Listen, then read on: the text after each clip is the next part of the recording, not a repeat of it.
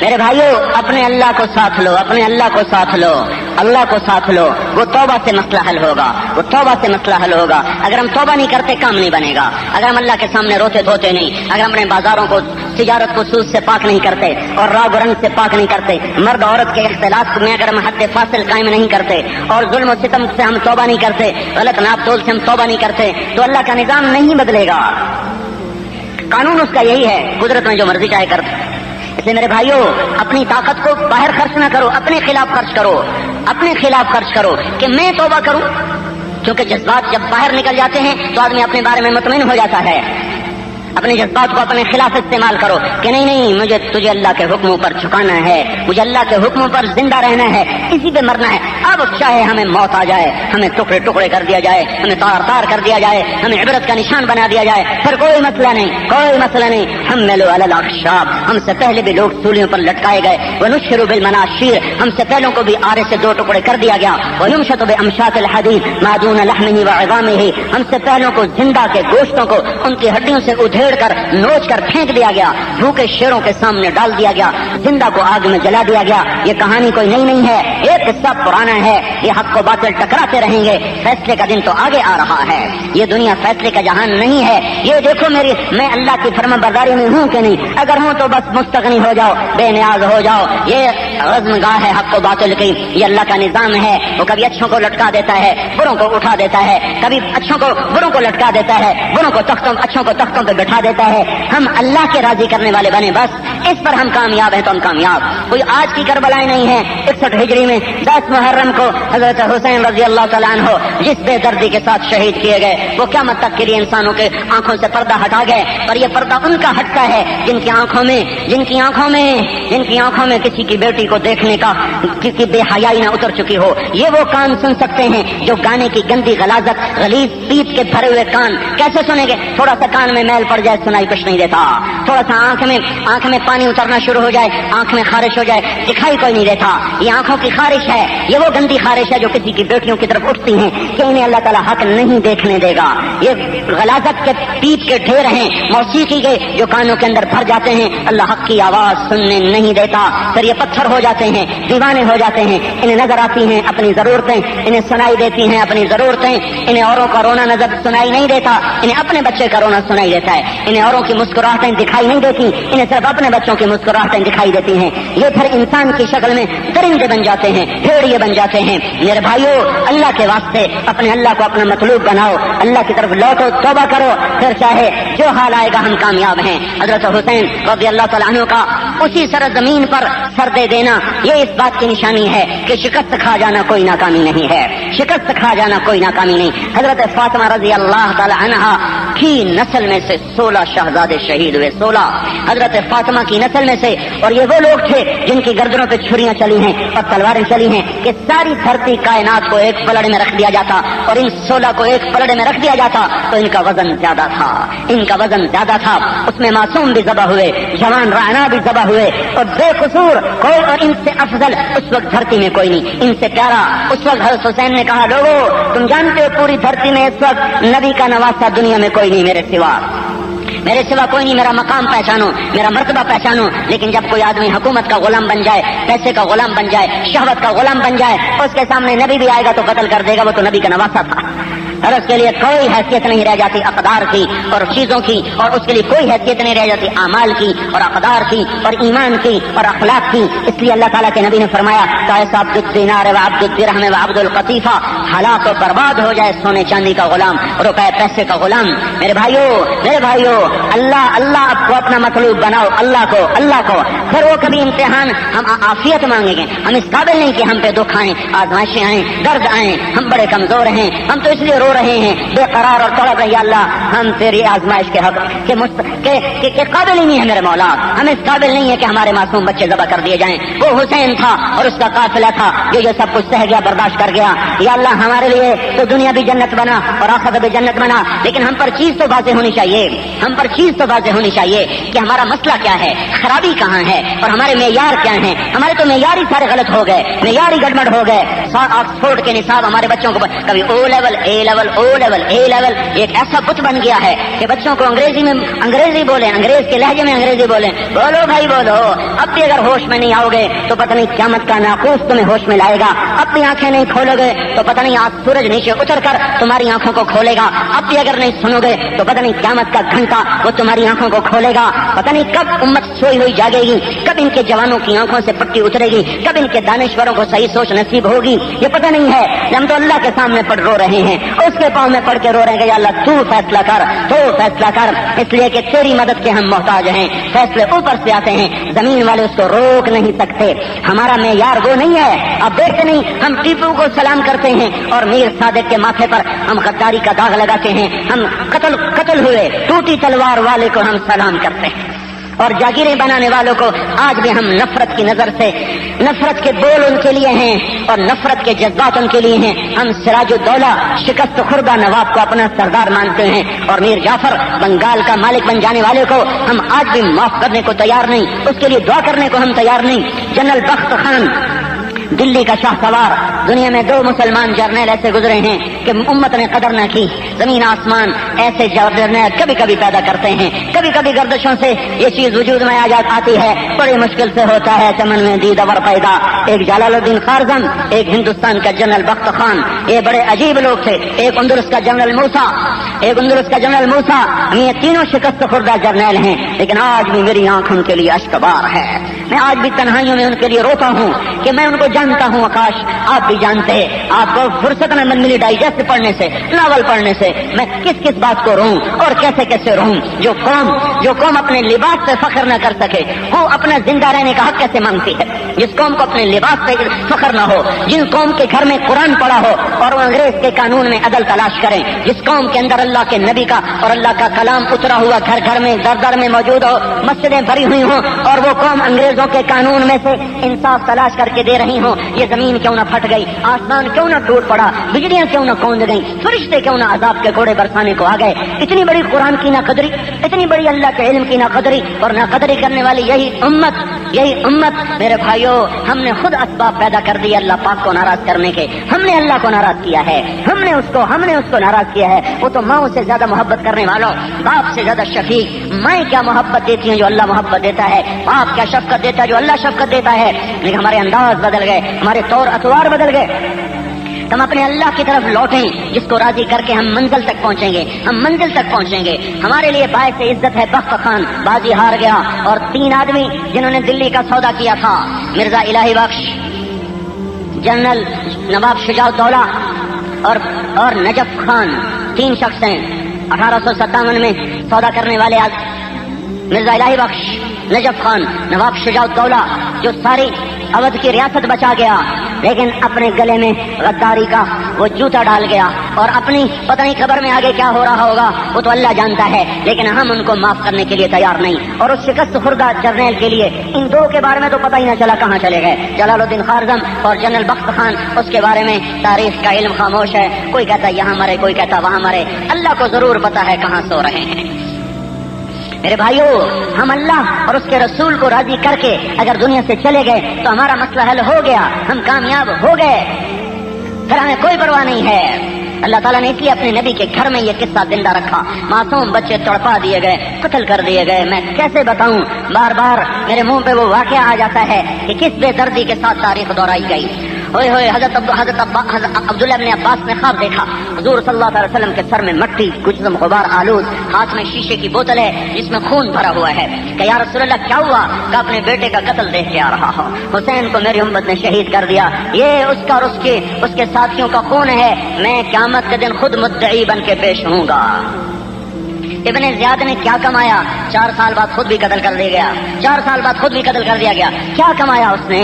جب اللہ کا نبی مدعی بن کے آئے گا تو کہاں چلے گئے حکومت کے مزے اور لذتیں، اور وہ لٹ کر پٹ کر قربان ہو کر بھی عزتیں پا گئے، کامیابیوں کی منزلیں طے کر گئے۔ ہاں آخری بچہ محمد بن حسین، آخری بچہ محمد، آخری دودھ پیتا حضرت ربابہ آپ کی آخری بیوی تھی، حضرت علی نے ان کے ساتھ خود نکاح پڑا تھا۔ ربابہ حضرت حسین کی آخری بیوی ہیں اور ان سے اتنی محبت تھی جب کبھی وہ گھر چلی جاتی تو فرمایا کرتے آج تو رات ہی لمبی ہو گئی، آج تو رات گزرنے کو نہیں آ رہی کہ آج ربابہ گھر میں نہیں ہے۔ ان کے بیٹے تھے محمد آخری ان کو بلوایا گیا پیار کرنے کے لیے، کیونکہ سب ساتھی اللہ کے پاس پہنچ چکے تھے، اکیلے تھے، اپنی اولاد کے ایسی لاشیں پڑی ہوئی تھیں، اور اب اس آخری بچہ گود میں لیا، اس کو پیار کر رہے تھے، وہ دودھ بھی تو اس کو تو پتہ بھی نہیں کیا قیامت قائم ہے کہ ابن الموقد کا تیر آیا اور ان کے گلے کے پار ہو گیا، اور انہوں نے خون اپنے ہاتھوں میں لے لیا اور ایسے آسمان کی طرف بلند کر دیا، اے مولا اگر تو اس طرح راضی ہے تو میں بھی تجھ پہ راضی ہوں، تو نے اگر اپنی مدد کو مجھ سے ہٹا لیا ہے تو میں تجھ پہ راضی ہوں، اگر تیری مدد تیری حکمت کی وجہ سے نہیں آ رہی تو میں تجھ سے راضی ہوں۔ ایک اور معصوم بچہ آ رہا تھا، معصوم بچہ باہر نکلا، چھوٹا تھا، حضرت حسن کا بیٹا، تو اس کی طرف ایک کوفی دوڑا اور اس نے تلوار کا مار کر کہا یا اماں، ہائے میرے چچا، ان کا فکر نہ کر، میرا بیٹا اپنے نانا کے پاس جا رہا ہے، اپنے نانا کے پاس جا رہا ہے۔ ہمارے معیار وہ نہیں ہیں جو دنیا کی دانشور ہمیں سمجھا رہے ہیں، ہم دنیا کو مسافر خانہ سمجھتے، گزرگاہ سمجھتے، ہم آخرت کا سودا نہیں کر سکتے، دنیا کو آگ لگانی پڑی لگا دیں گے، بیچنا پڑا بیچ دیں گے، چھوڑنا پڑا چھوڑ دیں گے، لیکن ہم اللہ کو چھوڑ سکتے ہیں، نہ اس کے محبوب کو چھوڑ سکتے ہیں۔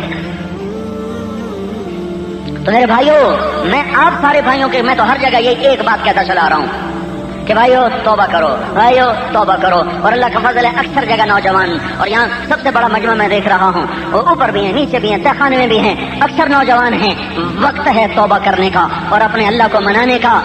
آج بھی اگر ہم نے آنکھ نہ کھولی، مسجدوں کا رخ نہ کیا اور رو دھو کے اللہ کو نہ منایا تو پھر کب نہ ہو گئے؟ کب وہ وقت آئے گا کہ جب ہم اس کے دربار میں پڑ جائیں گے؟ کب وہ وقت آئے گا جب اس کے سامنے رو دھو کر اپنا مسئلہ حل کروائیں گے؟ اللہ تعالیٰ کی طرف سے تو کوئی دیر نہیں ہے۔ من تقرب الیہ تلقیتہ من بعید، اللہ تعالیٰ تو فرماتے ہیں جو توبہ کر کے میری طرف آتا ہے تو میں آگے بڑھ کر اس کا استقبال کرتا ہوں، وہ تو آگے آ جاتا ہے۔ تلقیتہ من بعید، یوں کہو اللہ تعالیٰ کہتا ہے کہ میں تو اپنے عرشوں سے نیچے آ کر اس کو گود میں لے لیتا ہوں، میں تو کب سے انتظار میں تھا، آجا میرا بندہ۔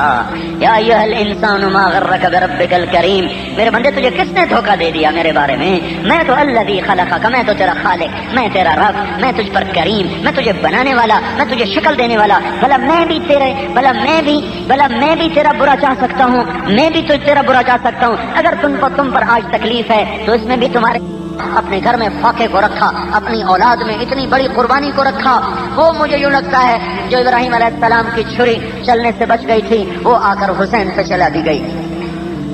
یہ تو امت پیچھے سے قربانیاں دیتی چلی آ رہی ہے کہ یا اللہ تو راضی ہو، تو دیکھتے نہیں ہو کیا عجیب دن ہے، کیا عجیب صبح ہے اور کیا عجیب منظر ہے۔ زمین آسمان دم بخود ہیں، مینا کے پہاڑ لرز رہے ہیں، تھر تھرا رہے ہیں، مینا کی زمین کپ کپا رہی ہے کہ خلیل اللہ کے ہاتھ میں چھری ہے، اور معصوم 8 برس کا اسماعیل آنکھوں میں آنکھیں ڈالے ابا کو دیکھ کے کہہ رہا ہے یا ابا تفعل ما تؤمر ستجدنی انشاءاللہ من الصابرین، ابا جان مجھے ذبح کر دو، مجھے ذبح کر دو۔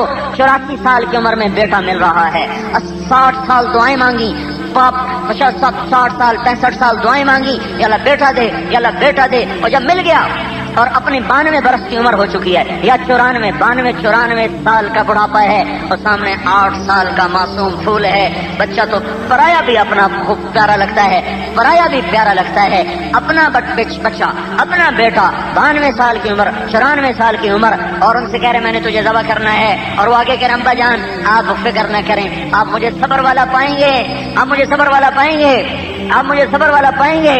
ابن القدامہ حنبلی فقہ کے بڑے عالم ہیں، ان کی کتاب الرقۃ والبکاء میں ایک روایت ہے حضرت اسماعیل علیہ السلام نے اپنا کرتا اتار دیا، کہا باجی یہ کرتا آپ لے لو اور مجھے اپنے کرتے میں کفن دے دینا، اور یہ کرتا میری ماں کو دے دینا تاکہ مجھے یاد رکھے، جب کبھی اسے میری یاد آئے تو میری تسلی، تو اس کی تسلی کو کوئی میری نشانی اس کے پاس ہو، یہ کرتا میری ماں کو دینا، مجھے اپنے کرتے میں کفن دینا، میرے ہاتھ باندھو، میرے پاؤں باندھو، مجھے الٹا لٹکاؤ، آنکھوں پہ پٹی باندھو کہ کہیں تمہیں کوئی تکلیف نہ ہو مجھے ذبح کرتے ہوئے، اور کہیں میری طرف سے آپ کو تکلیف نہ ہو میرے ہاتھ پاؤں کی حرکت سے۔ باپ بیٹے کا نظارہ کائنات دیکھنے کو، سناٹا چھا گیا، فرشتے، کائنات، بحر و بر، میں کیسے بیان کروں ان کیفیات کو۔ ابراہیم علیہ السلام نے لٹایا اور اپنا گھٹنا، یہ گھٹنا ان کی کمر پہ ایسے رکھا، دیکھو جیسے کسائی بکرے کے اوپر اپنا گھٹنا رکھتے ہیں، بکرے کے اوپر اپنا گھٹنا اور بکرے کے گردن کو اٹھاتے ہیں، ایسے ابراہیم علیہ السلام نے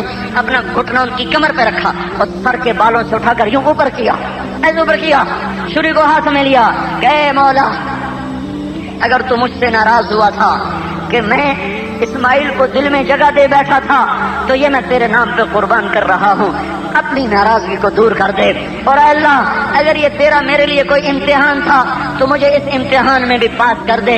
ان بول کو سن کر آسمان کے فرشتوں میں بھی چیخ و پکار مچ گیا، فرشتے رو پڑے، چلا دی چھری اللہ تعالیٰ، ابراہیم علیہ السلام نے چلا دی چھری، یہ وہ امت ہے بھائیو، اس میں سے یہ امت وجود میں آئی ہے۔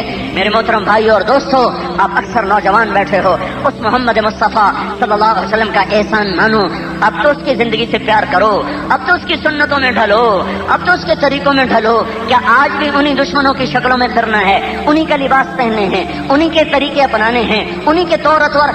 آج بھی اگر آنکھ نہ کھلی تو کب آنکھ کھولو گے؟ اب بھی ہمیں دوست اور دشمن کا نہیں پتا چل رہا تو پھر کب پتا چلے گا؟ کب پتا چلے گا؟ کب ہوش میں آئے گا؟ کب اپنے گھر کو لوٹو گے؟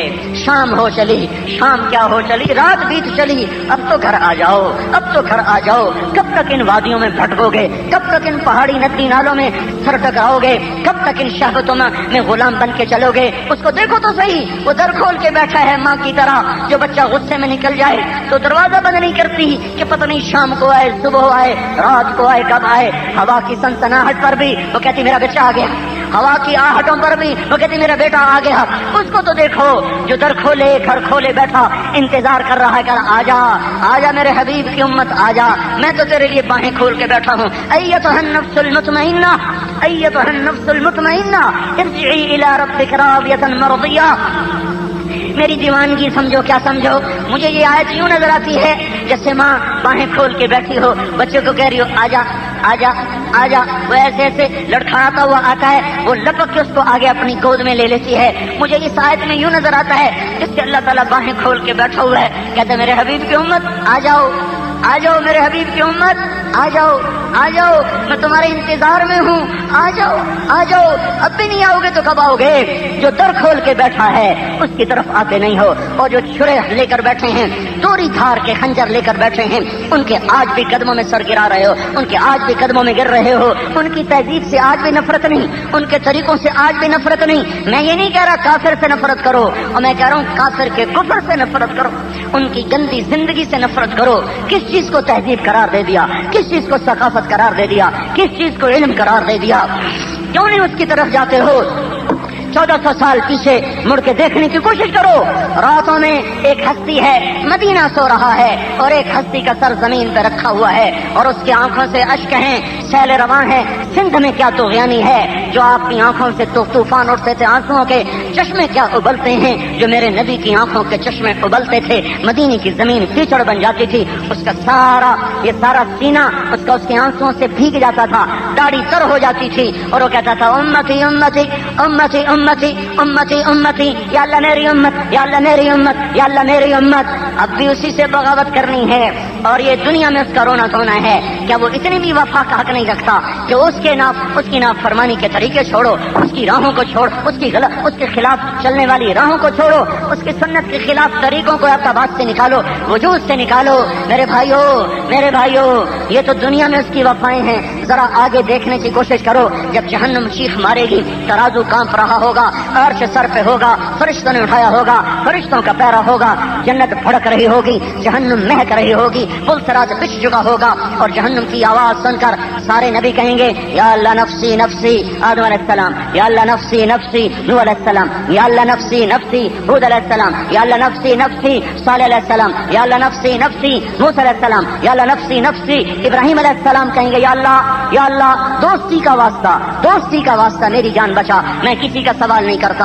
اور یعقوب علیہ السلام، اسحاق علیہ السلام، یا اللہ نفسی نفسی یوشع، یا اللہ نفسی نفسی ہارون علیہ السلام، یا اللہ نفسی نفسی اور عیسیٰ علیہ السلام، یا اللہ کہا نفسی نفسی، میں اپنی ماں مریم کا بھی سوال نہیں کرتا، کیا ایوب، کیا دانیال، کیا داؤد، اور کیا سلیمان، اور کیا یحییٰ، اور کیا زکریا، اور کیا لوط، اور کیا شعیب، اور کیا صالح، اور کیا یوشع، اور کیا ادریس، اور کیا ذوالکفل، اور کیا سے کیا انبیاء ہیں۔ وہ کہہ رہے یا اللہ میری جان بچا، میری جان بچا، میری جان بچا، اور ماں کہہ رہی چلا جا بس میری جان بچ جائے، باپ کہہ رہا ہے چلا جا بس میری جان بچ جائے، بیٹا کہہ رہا ہے چلے جاؤ میری جان بچ جائے، بیوی کہہ رہی ہے نفسی نفسی، حامد کہہ رہا ہے نفسی نفسی۔ ادھر آؤ میں ایک آواز آپ کو سناتا ہوں، ادھر دیکھو، ایک ہستی ہے جس کا نغمہ، جس کا نوحہ سب سے جدا ہے، جس کا نوحہ سب سے جدا ہے، جس کی جھولی عرش کی طرف پھیلی ہوئی ہے، اور اللہ کہہ رہا ہے یا اللہ امتی امتی، وہ کہہ رہا ہے یا اللہ امتی امتی، یا اللہ امتی امتی، یا اللہ میری امت بچا لے، یا اللہ میری امت بچا لے، یا اللہ میری امت بچا لے۔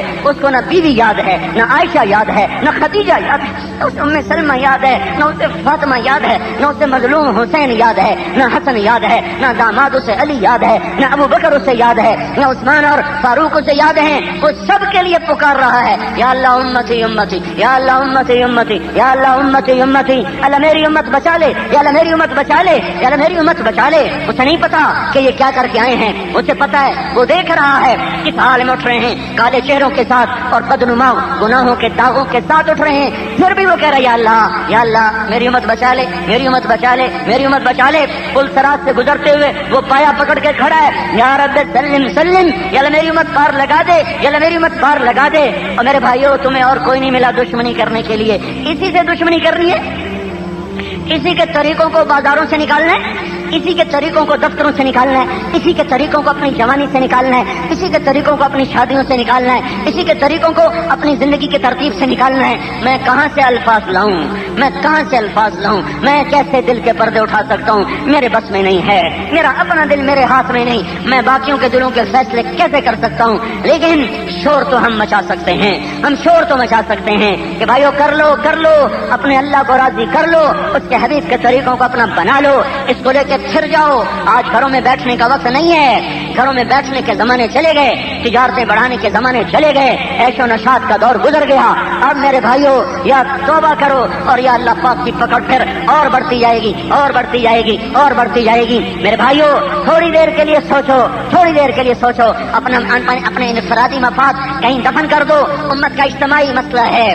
اگر ایبٹ آباد کے ایک کونے میں آگ لگ جائے، دوسرے کونے تک فوج خبردار کرتی ہے آگ لگ گئی ہے، فوری انتظام کیا جائے۔ وہ یہ نہیں کہتا ادھر آگ لگ گئی ہے ہمیں کچھ نہیں ہوگا، ہمیں کچھ نہیں ہوگا، نہیں نہیں، ادھر بھی جنگل ہے ادھر بھی جنگل ہے، ادھر بھی نافرمانی ہے ادھر بھی نافرمانی ہے۔ اگر کہیں امت پر آگ برسی ہے تو جو گناہ وہاں تھے ایبٹ آباد میں بھی ہیں، اسلام آباد میں بھی ہیں، لاہور ملتان کراچی میں بھی ہیں، ہر جگہ ہیں۔ ہم توبہ کریں اور اپنی زندگی کو اس محبوب کے طریقے پر لائیں جو میرے بھائیوں ہمارے لیے رویا بھی صحیح، تڑپا بھی صحیح، مچلا بھی صحیح، دعائیں بھی تھی، عرفات کی دعائیں، مینا کی دعائیں، مزدلفہ کی دعائیں، مدینے کی دعائیں، مکے کی دعائیں، اور طائف میں پتھر کھانا اور احد میں دان توڑوانا، پیڑ پہ پتھر باندھنا، بیوی بچیوں کو طلاق دلوانا، تین دن فاقے برداشت کرنا، 2 مہینے چولہوں کا نہ جلنا، ساری رات بھوک کی وجہ سے تڑپ تڑپ کے گزار دینا۔ کچھ اس کی زندگی پڑھو تو صحیح، کچھ اس کے طریقوں کو سوچو تو صحیح۔ میرے بھائیوں میں آپ سارے بھائیوں کی خدمت میں عرض کرتا ہوں، ہاتھ باندھ کے عرض کرتا ہوں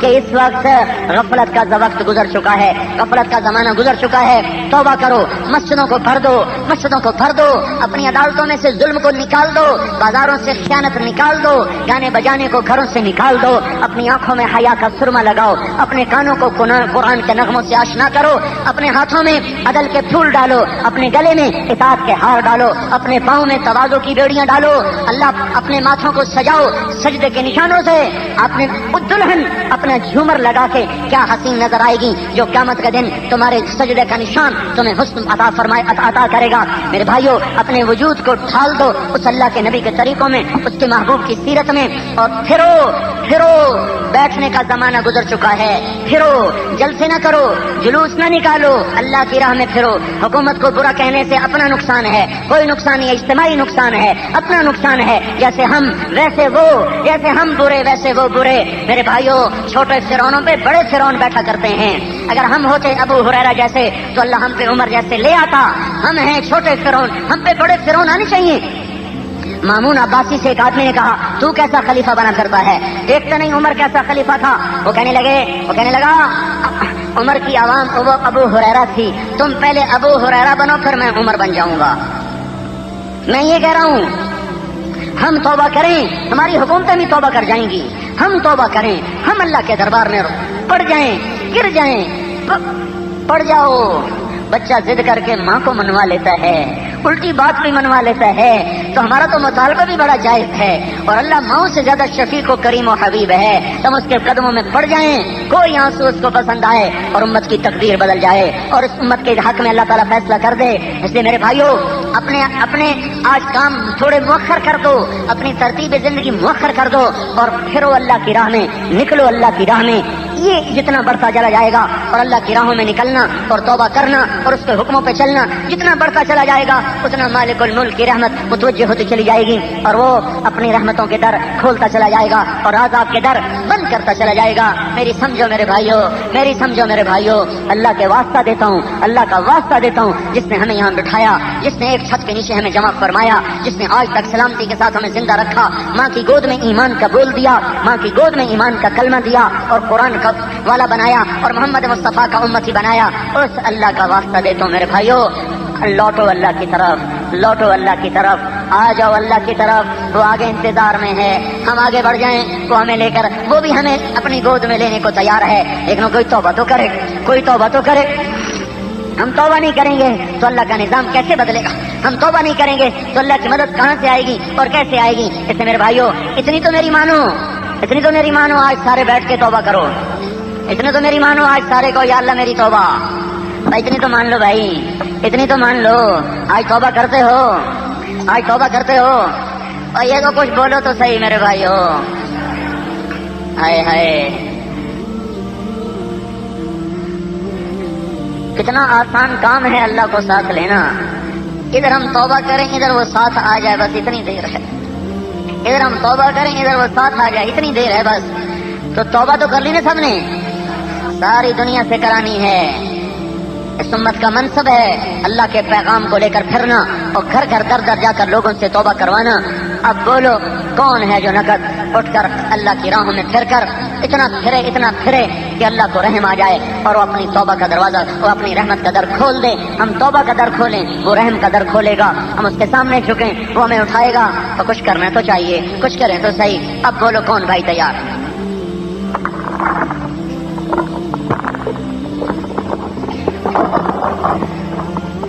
اللہ جل جلالہ آپ حضرات کے آنے جمع ہونے کو قبول فرمائے، ایسے موسم میں آپ تشریف لائے اور الحمدللہ یہ دیکھ کر خوشی ہوتی ہے کہ ہر جگہ نوجوانوں کا رجوع ہے۔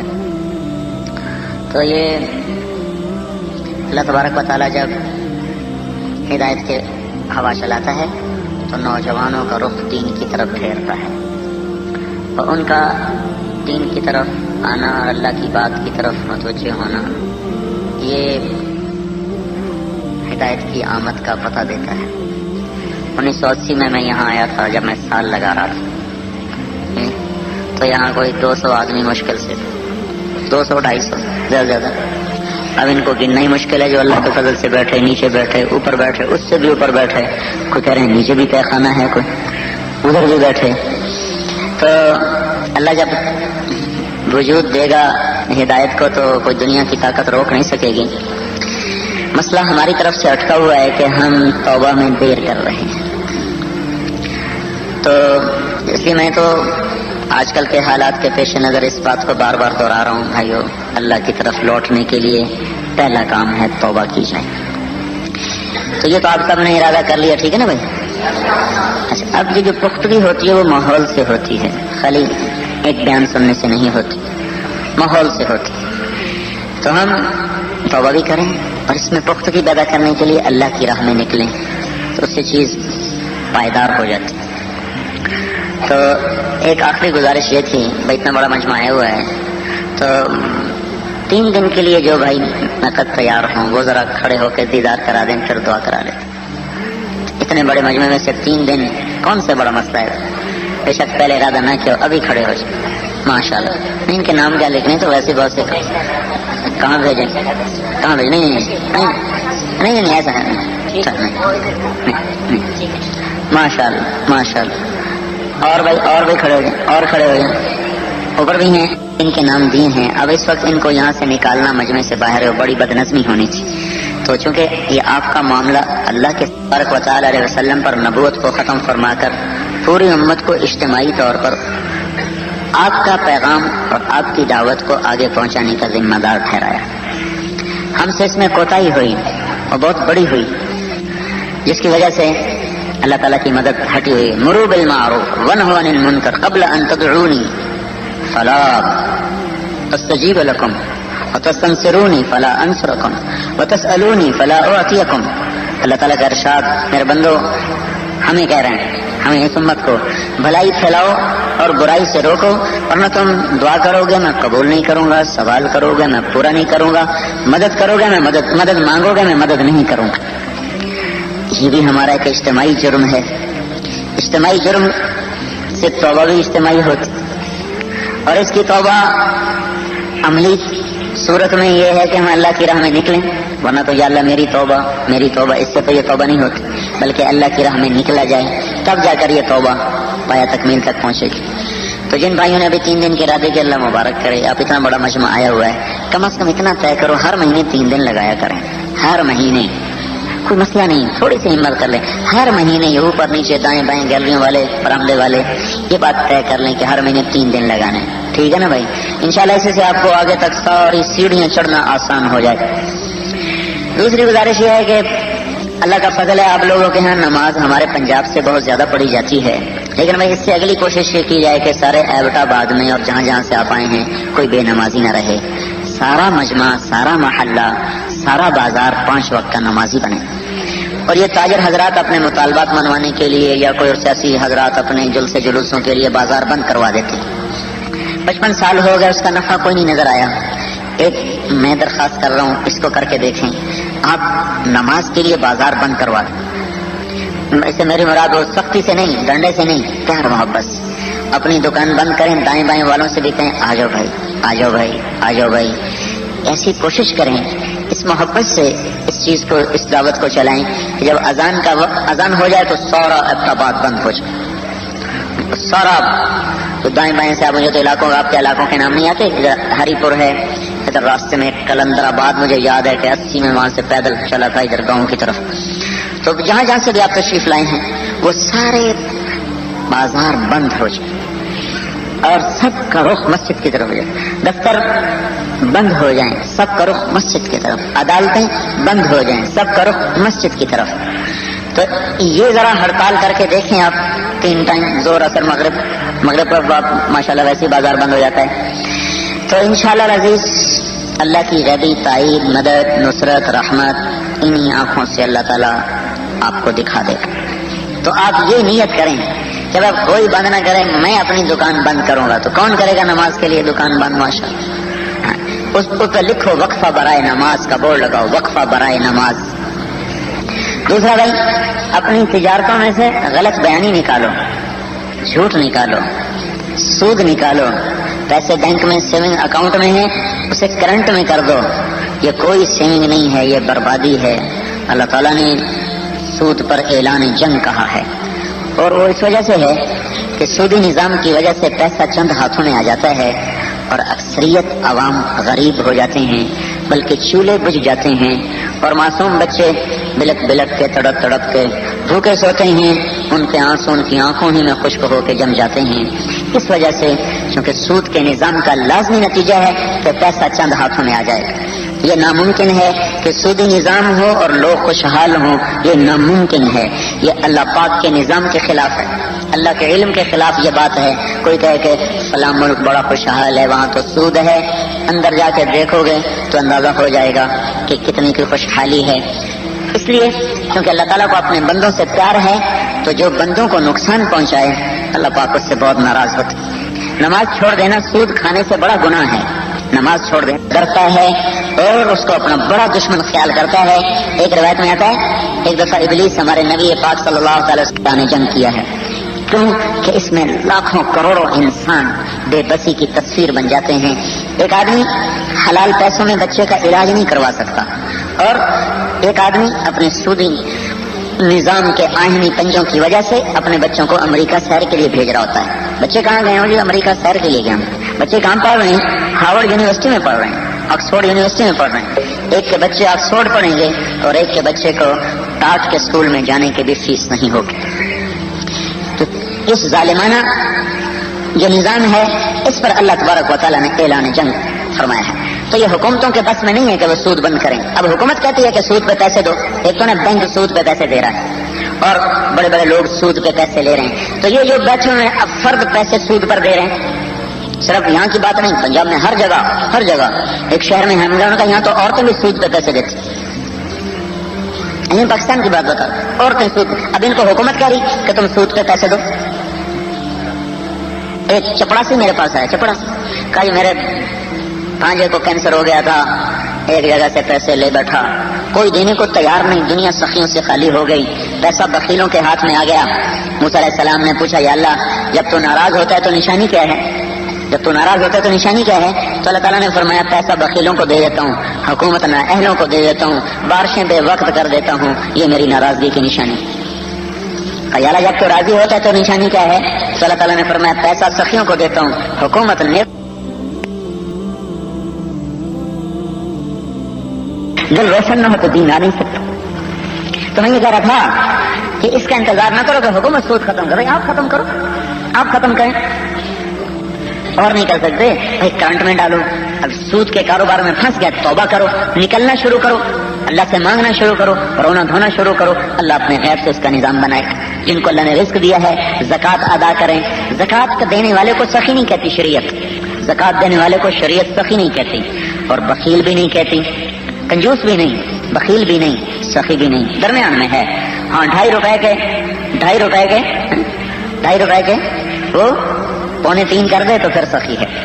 زکوٰۃ سے زیادہ دینے والا چاہے 1 پیسہ دے، جب وہ زکوٰۃ سے زیادہ ادا کرتا ہے پھر وہ سخیوں کی صف میں آ جاتا ہے. پھر آگے سخاوت کی کوئی حد نہیں، جتنا مرضی دیتے جاؤ، جتنا مرضی دیتے جاؤ، جتنا دو گے اللہ سے اتنا لے لو. مولانا سعید خان صاحب رحمۃ اللہ علیہ کے ساتھ چند دن گزرے، ایسی سخاوت، نہ کوئی کاروبار، نہ کوئی ملازمت، نہ کوئی جائیداد. ایک دفعہ ایک آدمی کہنے لگا حضرت آپ کا یہ دسترخوان کہاں سے چلتا ہے؟ تو کہنے لگے تو اپنا سب کچھ لگا دے پھر تجھے بھی پتہ چل جائے گا کہاں سے چلتا ہے. اللہ پہ لگاؤ گے تو اللہ دے گا. جو اللہ نے اس مجمع میں جن بھائیوں کو اللہ نے رزق دیا ہے اور آج تک زکوٰۃ نہیں دی، ابھی توبہ کر کے اس کو ادا کرنے کی ترتیب بنائیں.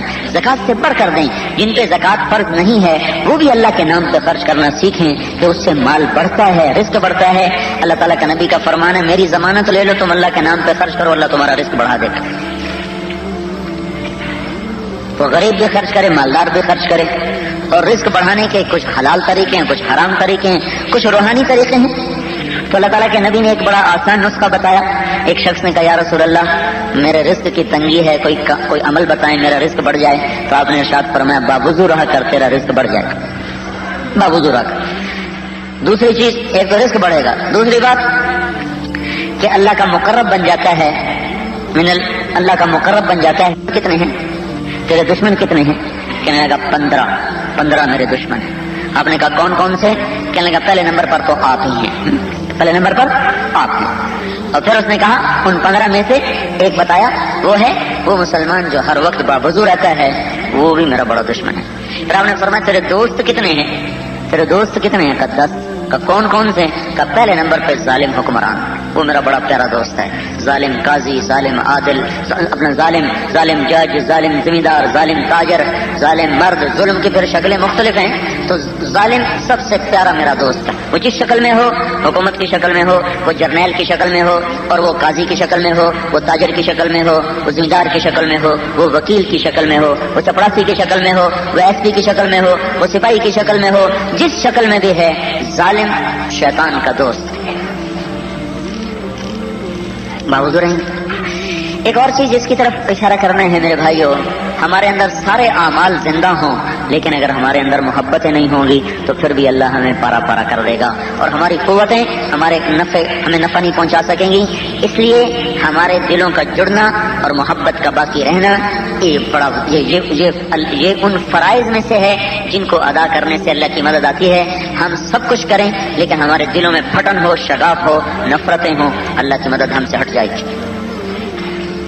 معاف کرنا، درگزر کرنا، معاف کرنا، درگزر کرنا، چشم پوشی کرنا، اگر اس کی ہم نے عادت نہ بنائی تو حق پر ہوتے ہوئے، نماز، روزہ، حج، زکوٰۃ، مدارس، مکاتب، خانقاہوں کے ہوتے ہوئے، تبلیغ کے ہوتے ہوئے اللہ تعالیٰ ہمیں توڑ کے رکھ دے گا اگر ہمارے دل ٹوٹ گئے۔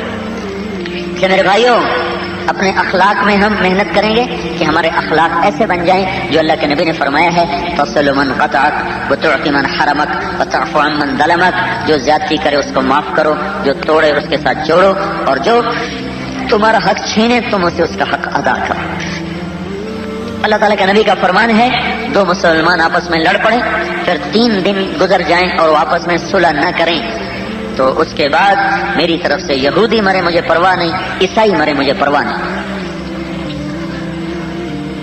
تو میں ہاتھ جوڑتا ہوں، آپس میں اگر اس مجمع میں کوئی ایسے بیٹھے ہوں جن کے دل آپس میں پھٹے ہوئے ہوں، ایک دوسرے کو سلام نہ کرتے ہوں، تو بھائی وہ ایک دوسرے کو معاف کر دیں۔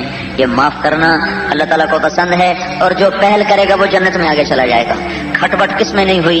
دنیا میں امام حسن اور حسین سے خوبصورت بھائی نہیں آ سکتے، ناممکن ہے، نہیں آ سکتے۔ ان دونوں میں بھی ایک دفعہ آپس میں تکرار ہو گیا، ذرا تلخ بات ہو گئی، تو لوگوں نے حضرت حسین سے کہا جاؤ بڑے بھائی سے معافی مانگو۔ وہ کہنے لگے واللہ مجھے اپنے بھائی سے معافی مانگنے میں کوئی شرم نہیں ہے، لیکن بات یہ ہے کہ جو آدمی معافی مانگنے میں پہل کرتا ہے وہ جنت میں آگے بڑھ جاتا ہے، اور مجھے اپنے بھائی کا اتنا احترام ہے کہ میں جنت میں بھی اس سے آگے نہیں بڑھنا چاہتا، میں اس کے پیچھے رہنا چاہتا ہوں۔ تو اگر میں پہل کروں گا تو میں آگے چلا جاؤں گا، وہ پہل کرے گا تو وہ بڑا بھی ہے اور آگے بھی رہے گا، تو حق اس کا بنتا ہے۔ جب حضرت حسن کو یہ بتایا گیا تو وہ ننگے پاؤں بھاگے ہوئے آئے اور اپنے بھائی کے گلے لگ گئے۔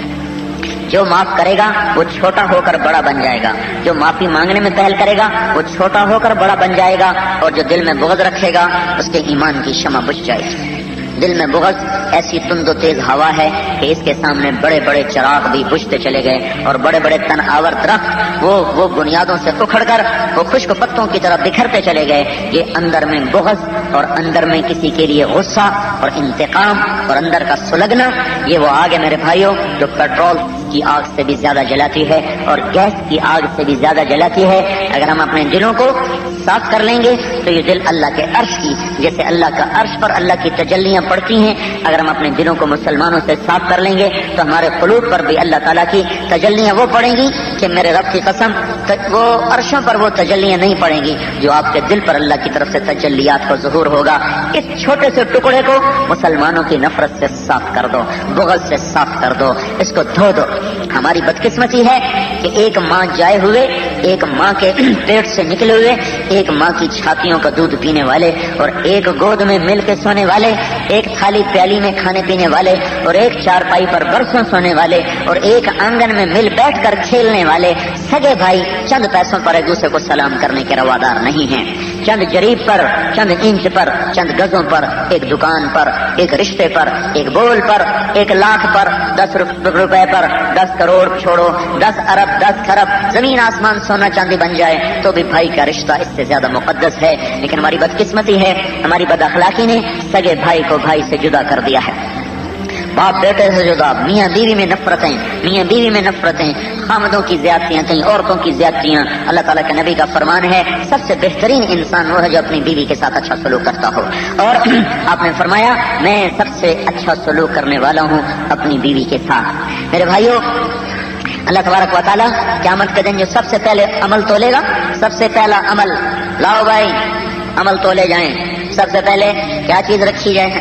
نہ علم رکھا جائے گا، نہ تبلیغ رکھی جائے گی، نہ ذکر رکھا جائے گا، نہ قربانیاں رکھی جائیں گی، نہ تلاوت رکھی جائیں گی، یہ ساری چیزیں رکھی جائیں گی۔ سب سے پہلے کس چیز کو اللہ بلوائے گا؟ اللہ فرمائیں گے سب سے پہلے اس کا بیوی کے ساتھ سلوک لاؤ، وہ کیسا تھا وہ لاؤ، اس کے بچوں کے ساتھ سلوک کیسا تھا وہ لاؤ۔ باہر دوستوں کے ساتھ بڑے ہنس کے ملیں گے، بیوی کو گالی کے سوا بات نہ کریں گے، جو چیزیں اللہ نے بیوی کے ذمے نہیں لگائیں ان کی وجہ سے اپنی بیوی کو ذلیل کریں گے، تھپڑ ماریں گے، بے عزت کریں گے، تو نے روٹی نہیں پکائی، تو نے چائے نہیں پکائی، اس کے ذمے تو آپ کو روٹی کھلانا ہے ہی نہیں، اس کے ذمے آپ کے لیے چائے بنانا ہے ہی نہیں، اس کے ذمے آپ کے لیے ہانڈی پکانا ہے ہی نہیں۔ یہ شریعت بیوی کو ترغیب دیتی ہے کہ خاوند کے لیے روٹی پکا، خاوند کے لیے چائے پکا، خاوند کے لیے سالن پکا۔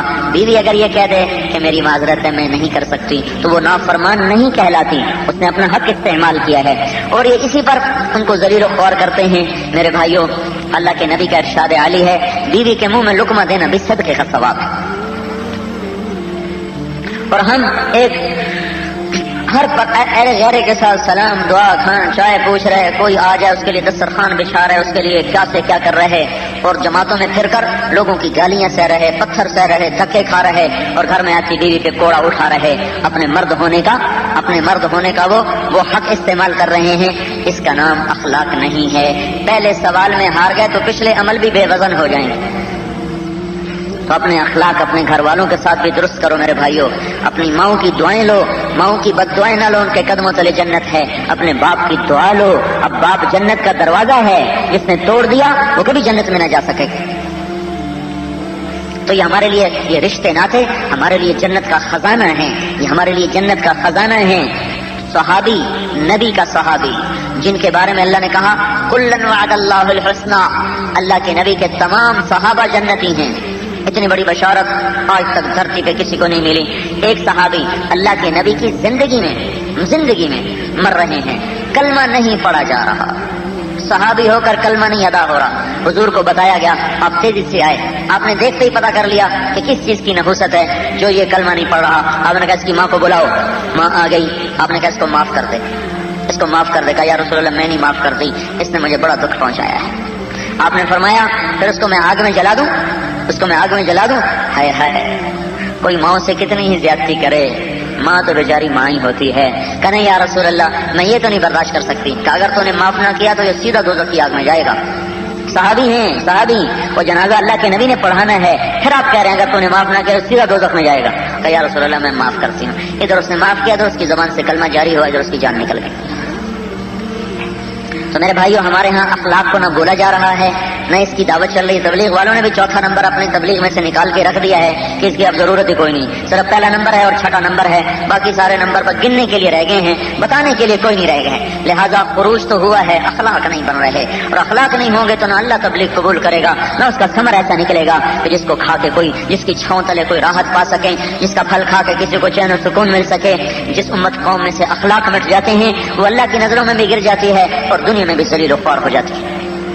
اس لیے میرے عزیزوں میرے بھائیوں اکثر نوجوان بیٹھے ہیں، اللہ تعالیٰ آپ کے والدین سلامت رکھے. ہمارے تو چلے گئے، اگر آپ کے سلامت ہیں تو ان کی دعائیں لے لو. اگر آپ شادی شدہ ہیں تو اپنی بیویوں کی دعا لو. کسی کی بیٹیاں ہیں جنہوں نے اپنے ہاتھوں سے آپ کے ڈولی میں بٹھا کے آپ گھر پہنچا دیا. ایک آدمی میرے پاس آ کر کہنے لگا اب رو رہا ہے جب بیوی مر گئی، میں نے جب بیوی پہ بڑے ظلم کیے، اس کا باپ مر گیا تھا، میں نے اس کے باپ کا منہ دیکھنے بھی اس کو نہیں جانے دیا تھا، اب میرا کیا بنے گا.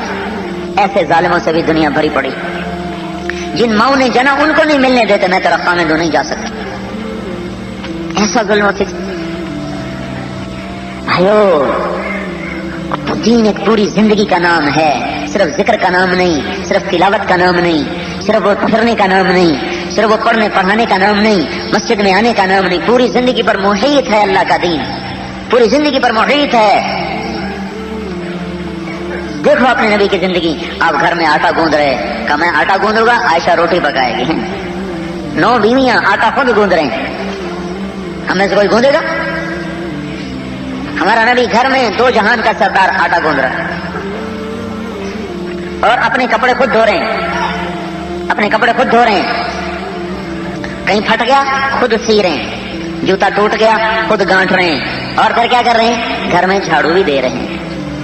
اب اپنے گھر میں جھاڑو دے رہے، اپنے گھر میں آٹا گوندھ رہے، اپنے گھر میں کپڑے خود دھو رہے، اپنا کپڑا خود سی رہے، اپنا جوتا خود گانٹ رہے، اپنا سامان خود ٹھیک کر رہے، اپنے اونٹ کو پانی پلانے خود لے جا رہے، اور اس کو چارہ سر پہ رکھ کے آپ چارہ ڈالنے جا رہے ہوتے. اپنے اونٹ کو چارہ ڈالنے خود سر پہ رکھ کے جا رہے ہوتے تھے. ہمارے استاد تھے مولانا یاسین صاحب، ہم نے ترمذی ابو داؤد شریف ان سے پڑھی. ان کی ایک بکری تھی، وہ اس کے لیے منڈی سے گھاس خود سر پہ اٹھا کے لایا کرتے تھے. وہ شاگرد کہتے ہیں ہمیں پکڑا کہ نہیں، میں نے تمہیں نہیں پکڑا ہوں. خود سر پہ لے کر آتے تھے اور اگر اپنی بکری کو کھلاتے تھے. میرے بھائیوں کہیں سے اخلاق ڈھونڈ کے لاؤ، ورنہ نہ تبلیغ قبول ہوگی، نہ مدرسہ قبول ہوگا، اور نہ عبادات قبول ہوگی، کچھ بھی نہیں رہے، تھرے کا تھرا رہ جائے گا. اور دنیا میں سب سے مشکل سبق ہے اچھے اخلاق. 2 سبق بڑے مشکل ہیں، ایک کلمے والا یقین اور ایک اسلام کے اخلاق.